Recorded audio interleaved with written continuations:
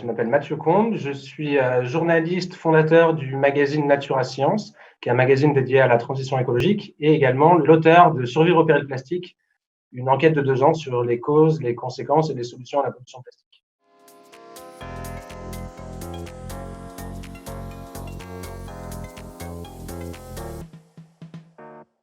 J'avais fait plusieurs papiers justement sur la pollution plastique. Je m'étais intéressé aux expéditions 7e continent. J'avais suivi les expéditions pendant plusieurs années et dans ce cadre-là, j'ai essayé de comprendre comment on est arrivé à cette pollution plastique. Donc en fait, c'était d'un point de vue journalistique vraiment.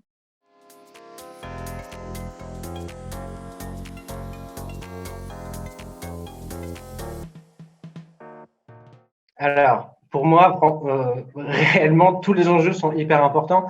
Le sous-titre de mon livre, c'est des solutions à tous les niveaux. En fait, quand on s'intéresse à la pollution plastique, on voit 3 aspects. On voit à la fois la pollution visible et invisible, que ce soit sous forme de macrodéchets, de microdéchets ou de nanodéchets, mais également la pollution plus invisible, qui est justement les matériaux qui sont utilisés pour faire du plastique. Est-ce qu'on utilise du pétrole, du charbon ou de la biomasse issue de végétaux, d'animaux, de micro-organismes?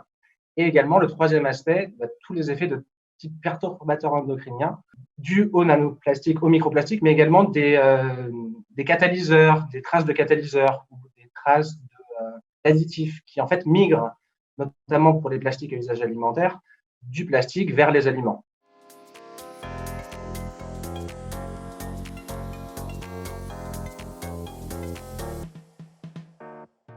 Que tout citoyen puisse réduire son empreinte plastique en diminuant son utilisation de plastique, mais pour ça, il faut des propositions d'industriels, donc des alternatives, des matériaux alternatifs au plastique, des matériaux qui soient moins impactants. Donc, il faut que les industriels s'intéressent à la fois aux matériaux utilisés pour faire le plastique et aux matériaux en fin de vie, à savoir est-ce qu'ils seront recyclables, réutilisables, compostables en compostage industriel, domestique. S'ils vont dans l'environnement, est-ce qu'ils seront biodégradables dans l'air, dans les sols, dans la mer. Donc voilà, il y a vraiment énormément de recherches à faire pour bien comprendre le matériau plastique.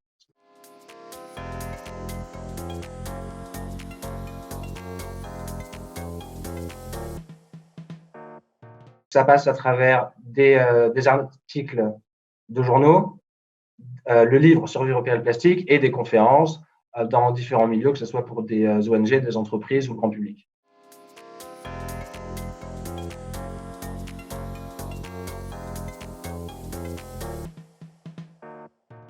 Alors, forcément, les limites, c'est que tout seul, c'est compliqué.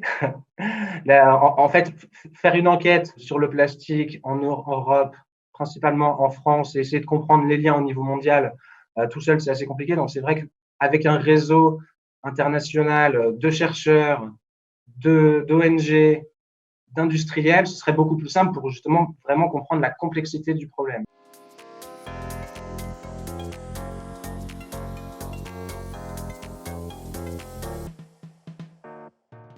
Alors, la place du plastique, elle a explosé depuis 20 ans. La moitié du plastique produit depuis 1950 a été produit depuis les années 2000. Malgré toutes les politiques, malgré tous les engagements des entreprises, on continue à avoir une production mondiale de plastique qui augmente.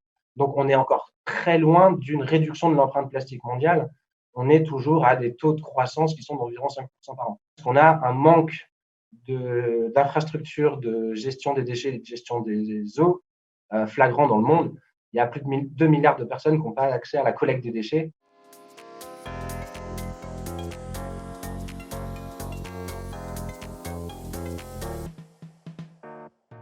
Le rêve, ce serait de réduire l'usage du plastique dans l'industrie agroalimentaire, améliorer la recyclabilité des plastiques, avoir donc des infrastructures de collecte, de traitement des déchets et des eaux usées, et surtout remplacer le pétrole, le charbon et le gaz nécessaires à la fabrication du plastique par des produits issus de la biomasse ou d'émissions de CO2 qui soient capturées, stockées pour faire du plastique. Et surtout, ce serait de voir des infrastructures de collecte des déchets, de traitement des déchets, de gestion des eaux partout dans le monde, de façon justement à ne plus se retrouver avec toute cette pollution dans les rivières, dans les fleuves, sur la terre, au milieu des océans.